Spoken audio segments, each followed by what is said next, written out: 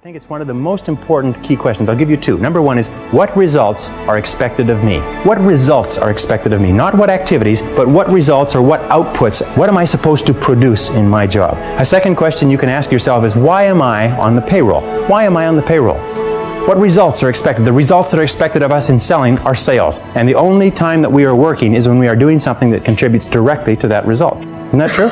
But of course, why do we do the other things? I've come to the conviction that the reason why we do the other things is because they are fun and easy rather than hard and necessary. I think the major reason why people fail in life, if I can pass this on, which wasn't part of this, but the major reason why people fail in life is because of the expediency factor. That we always do, and we always take the fastest and easiest route to get the things that we want. But the fastest and easiest route in life is almost always the route to failure. It's short-term gain for long-term pain. We do what is fun and easy today instead of what is hard and necessary, and then we have to do what is hard and necessary at the end of our life when it's too late. And you'll find that the willingness and the ability to discipline yourself, to be clear about what it is you want, to be clear where you're going, to be clear about the results that you're expected to accomplish, and then to only work on those results. The ability to discipline yourself to do that is absolutely critical for success. It is not possible to conceive of a person being successful who is not capable of disciplining themselves to do what is hard and what is necessary rather than what is fun and easy. And especially when it comes to managing your time, when it comes to looking at what you should do on a day-to-day basis, focus on results, not activities. Now let me give you a method which has helped me. Write out your goals. All goals have to be in writing, by the way. If you don't have your goals in writing, then they're not really goals at all. They're merely wishes. And as they say, a wish is merely a goal without any energy behind it. Have your goals in writing. Write them out very specifically and clearly, and then do this. Every single morning, rewrite your major goals in the first person singular as though they already existed. Rewrite your major goals every single morning. Now, this should take you about 2 to 4 minutes, maybe 5. You can do it all in a paragraph. For instance, if your goal is to earn $50,000 a year, every single morning write, I earn $50,000 a year. If your goal is to be excellent in real estate, say, I am an excellent salesperson in my field. If your goal is to weigh a certain number of pounds, if your goal is to enjoy a certain kind of life, write down your major goals in the first person singular as though they already existed today every single morning. And then every single evening, take about 5-10 minutes, instead of watching television, just before you turn on the television, say, wait a second, I've got to review my progress. And sit down and review what you've done in the course of the day and say, what have I done right today? What have I done right that's moved me toward my goals? And second question is, what would I do differently if I had today to do over again? Those 4 steps, by the way, writing and rewriting your goal each morning, reviewing them in the evening, and asking yourself those 2 questions. What did I do right? What did I do that moved me toward my goals today? And what would I do differently if I had the day to live over? If you'll ask yourself those 2 questions, in the next 30 days, you'll accomplish more than you accomplished in the last 6 months. This is the most incredible method I've ever seen. I learned it some years ago. Just rewrite your goals every morning. The only problem with goals is that we don't set enough of them and we don't set them highly enough. You can have anything you want. Imagine you could have anything that you want, anything that you can hold in your mind on a continuing basis, you can have. Anything that you are crystal clear about wanting and are willing to pay the price to get, you can have. So clarity is the key. Be clear about what you want. Be clear about what you have to do to get it. Be clear about your vision. Be clear, speak, walk, talk, and act with clarity. And that's the final point with regard to clarity. I have seen many men and women who have tripped themselves up by being beaters around the bushers, if you like. They are very careful about whatever they say, and by the time they say it, people have gone home for lunch. And one of the keys to success is to be very straight and to be very clear, be very precise.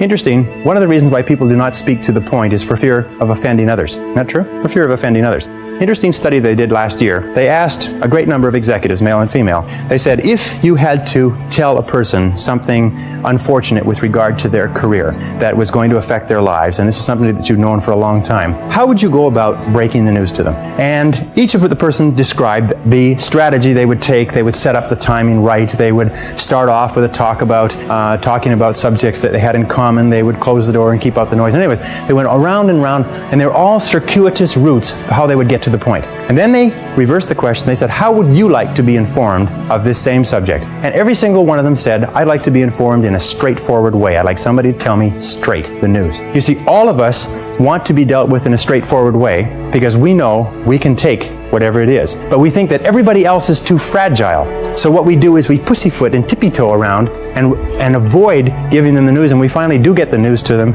Sometimes causes more problems than is necessary. So be straightforward. Be clear in your language. Be clear in your actions. Let people know exactly where you stand, and let people know exactly what you've said and what you mean. Very, very important. And it takes practice, by the way.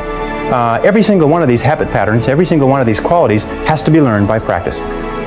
And I sat down and looked at this whole concept of excellence, and I saw something that I hadn't noticed. It's almost like something brought to the surface of your mind. I noticed that every single man or woman that I had studied who had achieved any kind of success in any field whatsoever had done it after they had made a commitment to becoming excellent in that field. And I began to look, and I began to compare, and I began to talk to people, and I speak to thousands of people virtually every month. I found that I never found a single person who was successful who was not excellent at what they did. That competence, the commitment to becoming excellent in your chosen field, is an indispensable prerequisite for success. That if you are not good at what you do, you haven't got a chance in our competitive society unless you win the lottery. That success is predictable if you commit yourself to becoming excellent. It does a whole lot of other things within your mind, but if you commit yourself to becoming excellent, it changes everything about you. And only the top 5 or 10% are excellent. You've heard the rule, the 80-20 rule, the Pareto principle, that the top 20% of salespeople make 80% of the sales, that the bottom 80% of salespeople make 20% of the sales. Do you know what the difference, the ratio is there? The ratio is the difference between 16 to 1. That the average income of people in the top 20% is 16 times the average income of the people in the bottom 80%. Now let me ask you a question. Does it mean the people in the top 20% are 16 times better than the people in the bottom 80%? 16 times more experience? Do they work 16 times the number of hours? Do they have 16 times the number of years of education? Are they 16 times more handsome? Are they 16 times anything? But 20% of these people are making 16 times the average of the rest. Prudential Insurance Company did a study some years ago, and they put the thousands of agents that they have throughout the United States into their computers and compared their income, and it came out the 80-20 rule worked. 20% of the salespeople were doing 80% of the business. Well, they had all the data on the computer, so they ran it through one more time. They said, what's the average income of the top 20% of the top 20% compared to the bottom 80%? Now, for those mathematicians among you, that works out to the top 4%. What was the average income? They found the top 4% were earning on average 32 times the average of the people in the bottom 80%. So they said, this is interesting, and they ran it through one more time. They found that the top 20% of the top 20% of the top 20%, which is the top 0.8%, that's good, top 0.8% were earning on average 54 times the average of the people in the bottom 80%. What they found is that in every state and in every major city where they had an office with a large number of agents working out of it, there was one agent who was selling the same product at the same price to the same people with the same competition under the same circumstances, under the same set of difficulties in the economy, who was earning 50 times the amount of the average adult. That there were 50 agents in the office and one person was earning more than all of them put together. Isn't that amazing? And one of the things they found is that the key to this was that each one of these agents had made the commitment to become excellent early in their career. They didn't say, I'm going to go into this and I'm going to earn a living. They said, I'm going to go into this and I'm going to be the best. You must commit yourself to excellence. You must commit yourself to becoming the best. And the wonderful thing is that excellence is a journey. It's not a destination. You never get there. Complacency and satisfaction are the key enemies of excellence. But once you commit yourself to becoming excellent, the whole world opens up for you. A very important point of excellence is just means simply this: do your best every time out and always strive to do it better. Do your best every time out and always strive to do it better. Remember, it's usually the last 5 or 10% of any job or project that makes all the difference. And what we do is we get to 90% done, and then we start to drag our heels. We start to put the paperwork aside. We start to think of excuses. We start to do what is fun and easy rather than what is hard and necessary. And if you're going to do anything at all, the only time you're going to get any joy out of it is if you do it well. You see, when we do something well, it gives us a feeling of self-esteem and pride. We feel like a winner. But if we do things in an average way, it doesn't give us anything. You notice that? It doesn't give us anything. We do it in an average way, it doesn't give us anything. But if we do it in a really exceptional way, it makes us feel wonderful about ourselves. You see, you don't have to be a quantum leap different from somebody else. You just have to be a little tiny bit different in the critical areas that make a difference. And you can achieve that simply by making it a goal, setting it as a goal, and working on it. You can become anything that you want to become. The harder you work, the better you get. The harder you work, the better you get. You know, in our society today, there's a lot of controversy over why should I work so hard for my job. The fact of the matter is that less than 5% really succeed. That's less than 5% of the population really succeed at life. Of 100 people working today, only 1 will be wealthy when they retire. 4 will be financially independent. 15 will have some savings. 80% will be broke and dependent upon charities and pensions. Only 1 or 2% of people in each generation really makes it in life. And in every single study, those people who make it are those who work hard, hard, hard. And if you think that it's hard to be successful, try being a failure. Try coming to the end of the trail with no money, dependent upon pensions, and you don't know what hard is until you try living like that. But if you work hard, the average self-made millionaire in America works 12 to 13 hours a day. Works about 60 to 65 hours a week. I'll tell you this with regard to hard work, that in our society, you only work 8 hours a day for survival. Everything over 8 hours is for success. If you're only working 8 hours a day, you better have a rich uncle, or you better have somebody else who's going to take care of you, because 8 hours a day only gets you survival in our society. Because it's so competitive that somebody else is working 9, they've got an edge on you. Somebody else is working 10, they've got a bigger edge on you. Every hour over 8 that you invest is an investment in your future, is an investment in your success. And if you put in the hours over 8, whether it's studying or reading or working, if you put in the hours, it will pay off, and it will pay off in spades. It's like throwing seed in the ground. When you throw a seed in the ground, the plant that comes up is not just one seed, it's hundreds of seeds. There's a crop that you put in, but you must put the seed in the ground first. The market only pays excellent rewards for excellent performance. It pays average rewards for average performance. It pays below average rewards for below average performance. And I talk to men and women all over America who are unhappy, and they're sad, and they don't like their work. And you know why? It's because they're not good at what they're doing. And let me give you a couple of key points. First of all, you'll never have a feeling of self-esteem and self-worth. You'll never feel wonderful about yourself until you know that you are good at what you're doing. Number 2 is if you do not love your work enough to want to be the best at it, get out of it the way you would get out of a burning house. Do not stay at a job that you do not love, because it is the high road to failure, dissatisfaction, frustration, and unhappiness in life. Develop a sense of urgency. A sense of urgency is a quality that is possessed by only 2% of the population. 2% of the population do things fast. 2% of the population have a bias for action.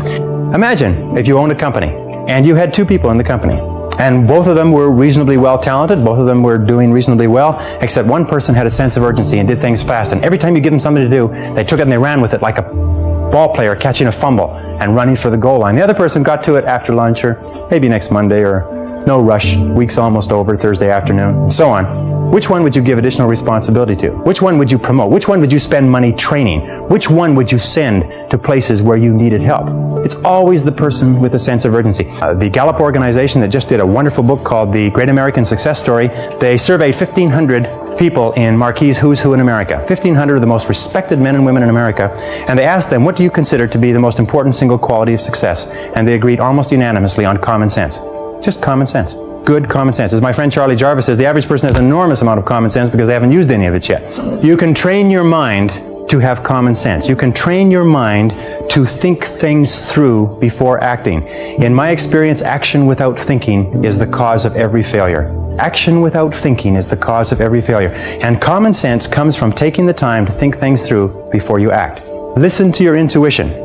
Your intuition is one of the best guides that you possibly have. You know from some of the other work that we've done is that each person has inside them an intuitive sense which will always give you the exact right answer for you. They've done some studies between men and women. When they test women's intuition, you've heard of women's intuition, everybody's heard of women's intuition, they find that when you give men and women tests and they're asked to answer on the basis of their intuition, men's intuition is equally as accurate as women's intuition. The only difference is that in real life, women have the intelligence to listen to their intuition, which is why they're smarter than men.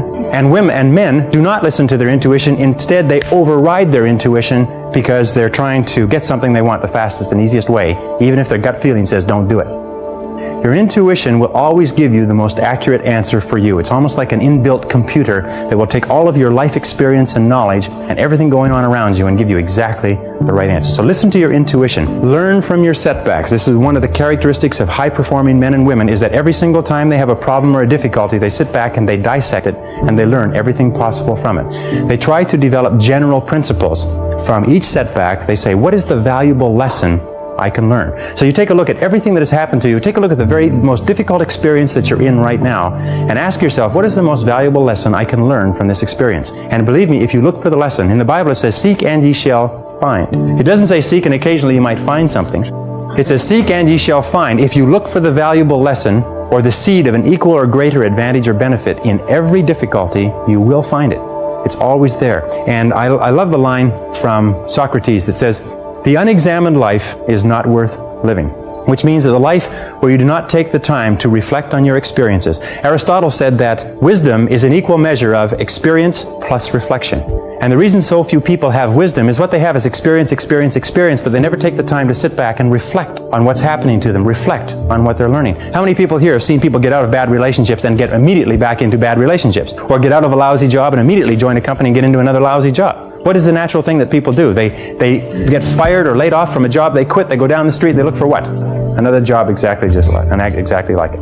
The hallmark of creativity is curiosity. The hallmark of ignorance and stupidity is the cessation or stopping from asking questions. And I've worked with some of the brightest men and women in this nation, and I find that the smartest people of all, the ones that have the greatest education and the most experience, are the ones who ask the most questions. They ask questions almost as if they were children, but they never stop asking questions. They're very open and flexible, and they have the ability, once they learn a new piece of information, to drop what they're doing if the new information contradicts it and do something else. Do you know what most people do? Most people keep on doing what they're doing until they run into a wall. As they say, the more you do of what you're doing, the more you'll get of what you've got. Someone pointed out to me not long ago, and I think it's very true, is that all changes in our life come with the input of new information. That if we do not have new information, we keep on doing the same thing forever as the result of inertia. And creative people are always looking for faster, better, easier, cheaper, newer ways to do things. Remember, 80% of everything that we are doing today in our general business will be different 5 years from now. 80% of the products that we use, the food that we eat, the cars we drive, the music we listen to, the movies we go to, even the streets we drive on, 80% of everything will be new in 5 years. That's how rapidly things are changing. According to the research, all you need is an idea that's 10% new to start a fortune. An idea that's 10% new. As a matter of fact, an idea that's more than 10% new is probably too new for the average consumer to accept it. An idea that's 10% new. How many times have you been going about your daily business and you see the need for a product or service? And you say, now I wonder why somebody doesn't produce that. And about 2 or 3 years, then you say, well, it can't be any good. I thought of it after all. And then 2 or 3 years later, a company comes out with that idea, or some company comes and makes $1 million at it, and you say, I thought of that idea 2 or 3 years ago. Every single person here has had that experience. What you have to do is trust your ideas. If you decide that you're going to earn a certain amount of money, that you're going to achieve a certain level of wealth, that you're going to achieve a certain life estate, and you program that into your subconscious mind, and you then turn it over to your intuition, you will get the ideas, the insights, the inspirations necessary to achieve your goals. And that's the only difference between very wealthy, successful people and the average person, is that they simply follow their intuition. They're not smarter, they're not different, they're not more educated, they're not more talented, they just follow that inner guide. Develop the people skills that you need to be successful. Take courses in communications. Take courses in effective listening. Take courses in public speaking. You know, one of the most important parts of communicating and getting along well with others is the size of your vocabulary. You've probably heard that before. The size of your vocabulary, your ability to express yourself orally, your ability to stand on your feet, your ability to write effectively and get your point across to others will have a tremendous impact on your life, because you cannot imagine a successful person who cannot communicate effectively with other people. And you can develop the capacity to be an excellent communicator. If you were to learn one new word a day, if you were to make an effort by carrying a dictionary around, I have taught myself French, Spanish, German, and smatterings of about 10 other languages.